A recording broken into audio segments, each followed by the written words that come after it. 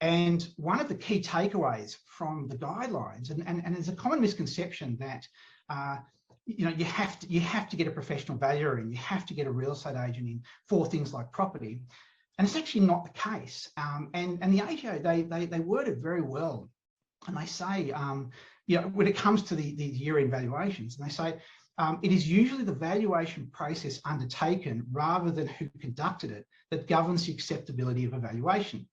In all cases, the person who conducts the valuation must base their valuation on objective and supportable data. And those last 4 words are critical, objective and supportable data. And so what, to some extent, what it does is it gives the power to support the valuations, not necessarily in the hands of a professional, but a trustee can do this, or an accountant can do this. But so long as the methodology is really solid and it's got these data, you know, solid data behind it, it's going to get it over the line. So that's the first thing I'd say. You don't necessarily need to have a professional valuer. So look, just keep that in the back of your minds, you know, when you come to do these things. So in regards to the valuations, what we've found is that they tend to come into, you know, 4 different categories in terms of the issues that we're having. And there's the one basic category, which is residential properties. I mean, the lion's share of valuation issues or valuations that we're seeing relate to residential property.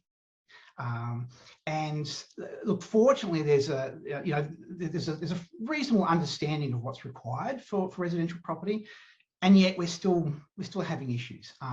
Now, you know, and these sort of issues they manifest in a number of different ways. You know, it might be, for example, that well, in many cases there's no valuation that's been done for a couple of years.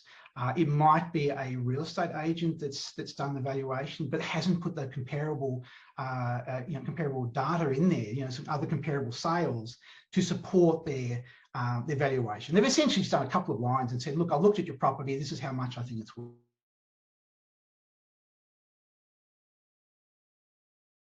Line, not even close.